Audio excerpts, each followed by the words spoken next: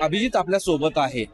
महाराष्ट्रातल्या प्रत्येकाला असं वाटतं की अभिजितची तब्येत चांगली असावी, कारण त्यांनी टायफॉइड झाल्याचा मेसेज टाकल्यानंतर अनेकांना असं वाटत होतं की या आंदोलनाचं काय. तो स्वतः आपल्या सोबत आहे. तुझ्या हातामध्ये हे इंजेक्शन सलाईन लावल्याची सिरीज आहे, त्याचबरोबर अंगात ताप आहे, हे सगळं असताना सुद्धा या जंतर मंतरच्या व्यासपीठावर पुन्हा आला. सर, देशभरातून लोक आलेली इथं, बिहार, झारखंड, केरला, तमिळनाडू, आपल्या महाराष्ट्रावरून भरपूर मुलं आलेली आहेत. जर इतक्या दुरून लोक येत आहेत तर माझी जिम्मेदारी इथं बसून राहणं त्यांच्यासाठी, नाही तर मग कसं चालेल ना. जर आंदोलनाला चालवायचं आहे तर थोडंफार त्रास मलाही सहन करावा लागेल. पण हा त्रास गेली 1.5-2 महिन्यांपासून आहे.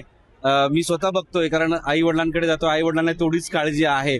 तरी इतकं मोठं हे आव्हान कसं पेलणं सुरू आहे, असा एक प्रश्न आहे. नाही तर काय ना, आता हे जनतेने त्यांच्या हातात घेतलेले. जनतेचं मला धन्यवाद करायचं की त्यांनी ही जी मुव्हमेंट आहे ती खूप मोठी बनवून टाकलेली आहे. ही मुव्हमेंट आज देशभरात पसरलेली आहे आणि त्यामुळे सरकारवर दबाव तर निर्माण झालेला आहे. आणि त्यामुळं जनतेमुळं मला आभार मानायचे. जनतेमुळं मी जे काय करू शकतो ते त्यांच्यामुळे करू शकतो. जनतेचा जर पाठिंबा नसता तर मी काय करू शकलो असतो. इतका मोठा रोष सरकार विरोधात आहे, तरीही एका पाठोपाठ एक पंतप्रधान स्वतः इंस्टाग्रामवर व्हिडिओ टाकतायत, पण निर्णय घेत नाहीत. काय नेमकं हे चाललंय तुमच्यामध्ये आणि सरकारमध्ये? सरकार सिरियस नाही, मला असं वाटतंय. कॅबिनेटची मीटिंग बोलवतात पंतप्रधान आणि कॅबिनेटच्या मीटिंगमध्ये काय म्हणतात, इंस्टाग्रामवर अकाउंट बनवा, मंत्र्यांना रील टाका.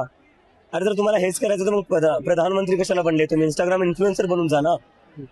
पंतप्रधानांनी पंतप्रधानासारखे काम केले पाहिजे. हे सरकार सिरियस नाहीये. नरेंद्र मोदी यांना मला नाही वाटत पंतप्रधानाची जबाबदारी 12 वर्षानंतरही कळली. आज तो प्रचंड संतापला होता. इथं आल्यानंतर पोलिसांना सुनावलं, सिस्टीमला सुनावलं. दिल्लीमध्ये अडवणूक केली जाते, कार्यकर्त्यांची धरपकड केली जाते, इंटरनेट बंद आहे, सगळीकडे बॅरिगेटिंग केलं जाते. काय सध्या कानावर आलेलं आहे आणि हा संताप का व्यक्त केला?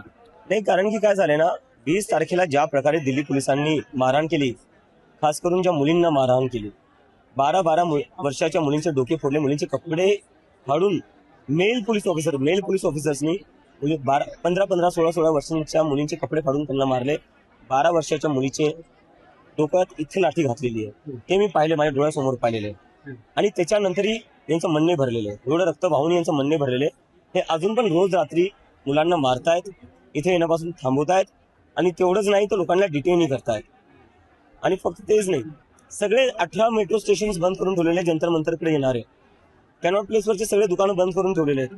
जिकडं तिकडे बॅरिकेड्स लावलेले, इंटरनेट बंद करून टाकलेले, जॅमर्स लावून टाकलेले. एका प्रकारे जंतर मंतरला इंडिया पाकिस्तानची बॉर्डर बनवून टाकलेली आहे नरेंद्र मोदींनी.